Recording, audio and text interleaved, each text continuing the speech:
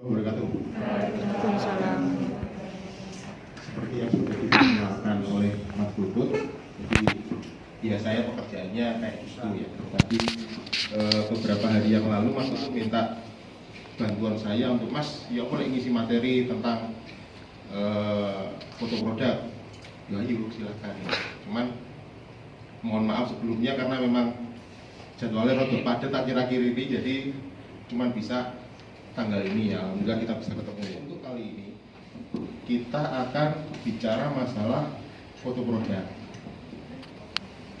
Pengennya nanti ada prakteknya, makanya kemarin sama Mas Putut mungkin sudah diimbau untuk membawa produk masing-masing ya. Nanti yang bisa kita praktekkan, peralatannya juga sudah saya bawa di sana. Cuman untuk sebelumnya saya pengen istilahnya itu menjelaskan dulu kenapa sih kita harus belajar foto produk. Tadi sempat saya ngobrol dengan beberapa teman-teman di sini, dengar juga obrolan beliau-beliau, terus Bu, tak ikut sak iso-isone, muga-muga cek nyantol, ngerti kira-kira gitu. Ya semoga bisa Bu, eman-eman kalau nanti kita belajarnya nanti setengah-setengah kan, paling nggak kan kedepannya bisa, insya Allah usaha kita lebih maju. Yang pertama, nah sebenarnya foto produk itu apa sih? Ngapain kita harus foto produk? Capek-capek nyiapin alat, ninggal anaknya sing lagi rewel untuk foto produk ya. Jadi foto produk itu sebenarnya adalah proses pengambilan gambar baik barang, produk jual, jasa, orang dengan media kamera yang digunakan untuk sarana pemasaran dari produsen ke konsumen. Ingat, tidak hanya barang saja, orang juga sebenarnya kalau itu memang produk, dia bisa difoto produk. Jadi tidak melulu itu makanan, tidak melulu itu misalkan baju, sepatu. Kalau dia jualannya jasa, itu juga bisa difoto produk. Misal, kenal Mr. B dong? Ya. Kalau jenengan disuruh foto produk Mr. B itu yang difoto apanya? Kan bingung loh pasti. Tapi sebenarnya itu bisa. Jadi Mr. B itu kan dia jualan jasa mengajar, jadi dia buka kelas mengajar bahasa Inggris. Nah, bagaimana cara kita mengekspos beliau itu? Ternyata dia lihai di masalah bahasa Inggris ya. Kita tampilkan personal orangnya, kita tampil peralatan pembantunya dia, misalkan ya bukunya atau kamu bahasa Inggris lah atau apapun yang sesuai dengan keahliannya dia ditampilkan. Jadi tidak hanya melulu masalah barang dan produk jual, bahkan untuk manusianya pun juga bisa di foto produk karena memang produknya adalah orangnya, karena dia jualan jasa. Pertanyaan berikutnya adalah kenapa harus ada pekerjaan foto produk jika kita itu seorang produsen?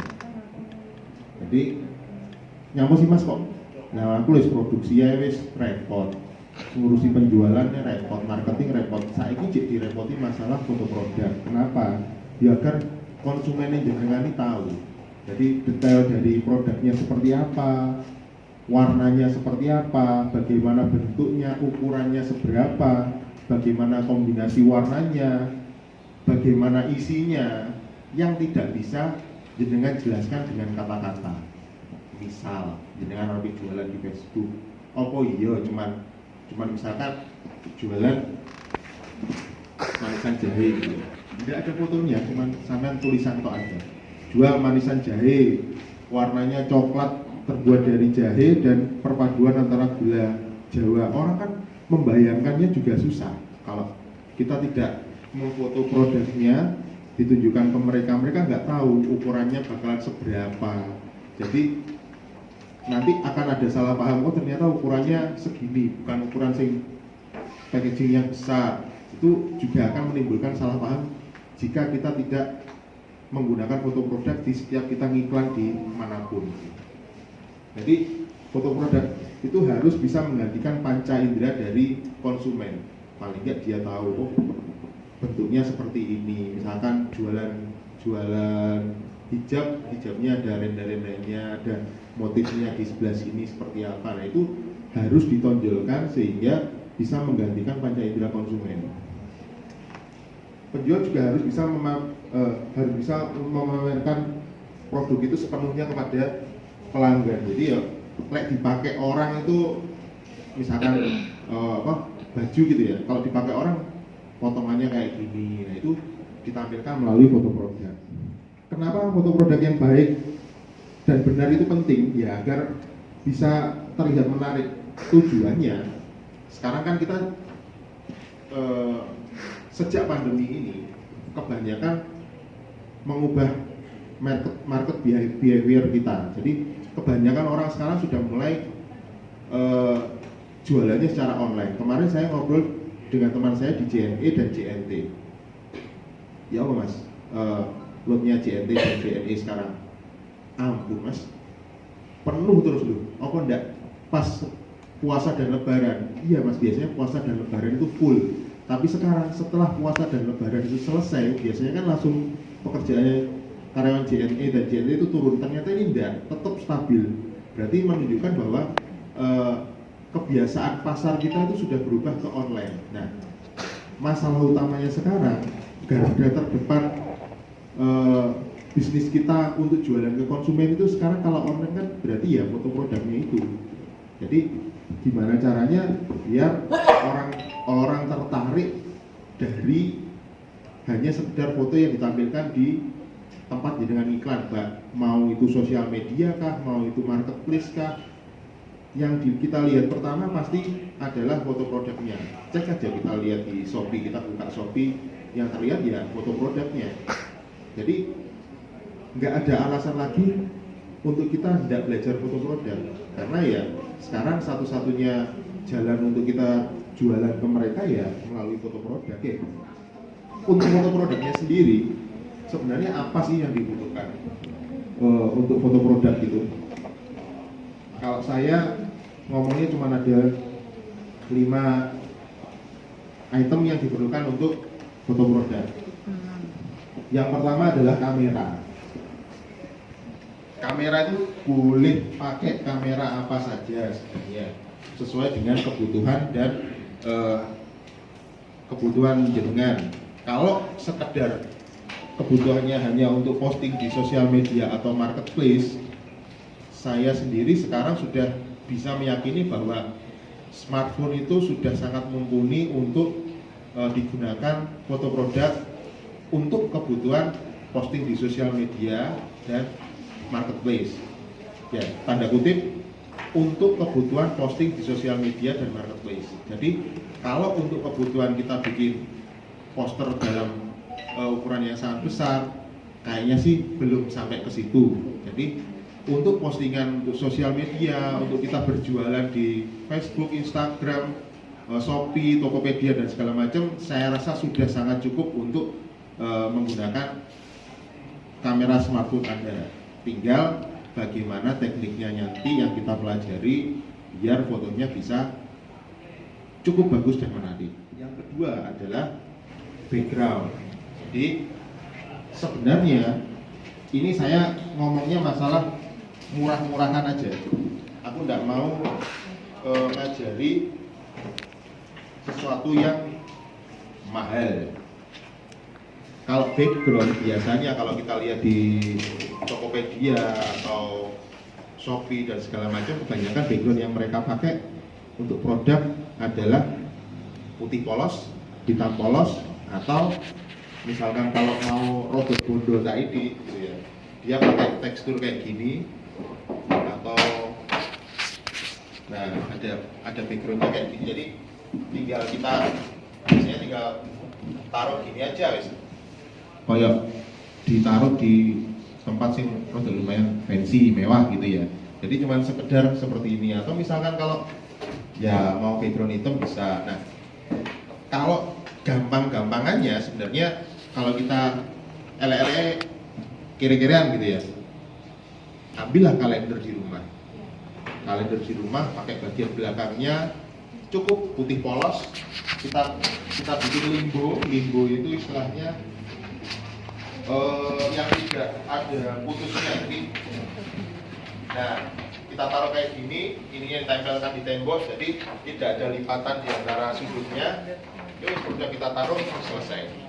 Itu cukup bagus untuk melakukan foto produk. Hanya butuh modal 2000 paling. Itu cukup untuk background. Atau kalau mau hitam pakai kertas sastro hitam bisa. Atau kalau ada kain hitam pakai kain hitam. Apapun sebenarnya bisa. Malah bahkan kemarin ada teman saya bikin produk kue-kuean. Saya males nata kayak ginian, tak bawa ke belakang rumah, tak taruh di, kan saya kalau biasanya makanan enggak langsung ke piring atau apa, saya pakai ya semacam model telenan-telenan kayak gini.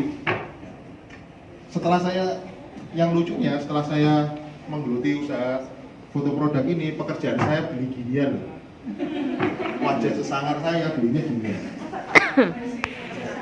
Jadi saya tinggal produknya taruh di tempat seperti ini, nyari di belakang rumah saya ada tumpukan kayu-kayu yang nggak kepake, tak taruh situ, tak foto, ternyata ya cukup bagus, kalau lebih terlihat artistik dan segala macam. Jadi masalah background itu sebenarnya kita bisa foto di mana saja, tergantung kita bisa ngambil yang bagusnya seperti apa.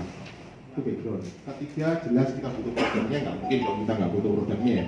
Terus yang keempat adalah sumber cahaya. Nah, untuk sumber cahaya ini yang paling gampang memang ya sumber cahaya kayak gini.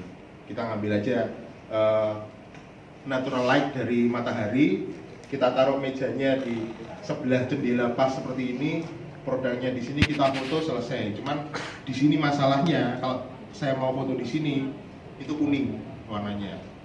Kuning itu jadi gini. Kalau ngomong masalah cahaya, cahaya kalau mau foto pakai matahari bagus apa enggak? Bagus. Asalkan kita tahu karakternya. Matahari yang bagus untuk foto itu pagi-pagi sekali, mau jam 7 sampai jam 9, atau sore-sore sekalian jam 3 sampai jam 5, karena dia nggak terlalu. Jadi kalau karakteristik cahaya itu ada dua, dari intensitasnya sama dari temperaturnya. Intensitas itu cahayanya keras, nyentrong banget. Kalau misalkan dengan jam 12 siang di tempat terbuka kan pasti akan timbul bayangan-bayangan yang menghasilkan garis tajam ya.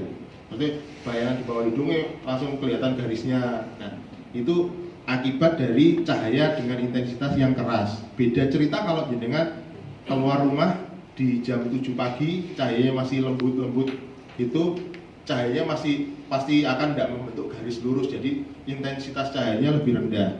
Jadi karakter yang pertama cahaya itu adalah intensitas, cahayanya mau keras atau yang lembut. Yang kedua adalah temperatur. Cahaya itu karakteristiknya dia punya temperatur. Temperatur itu ele-ele kita bilang dia mau ke arah kuning atau ke arah biru. Jadi temperaturnya ke hangat atau ke cool. Nah, kalau cahaya pagi dan sore itu lebih ke warm, jadi lebih ke hangat, jadi lebih ke kuning. Nah, kayak gini hasilnya kalau kita pakai buat foto jenengan pasti akan kuning semua. Efek sinarannya pasti bakalan kuning semua. Beda cerita kalau saya pakai jendela yang paling belakang sana, karena tidak ada tembok di luarnya, dia pasti cahayanya akan lebih netral. Nah, karakteristiknya untuk matahari pagi dan sore itu lebih ke warm, dia akan lebih ke kuning. Jadi silahkan nanti kalau editing, pasti nanti editing kalau pakai software editing pasti ada yang namanya temperatur. Dilihat aja nanti pasti ada ketemu yang namanya temperatur. Itu kalau terlalu kuning ya kita geser ke birunya, kalau terlalu biru ya kita geser ke kuningnya.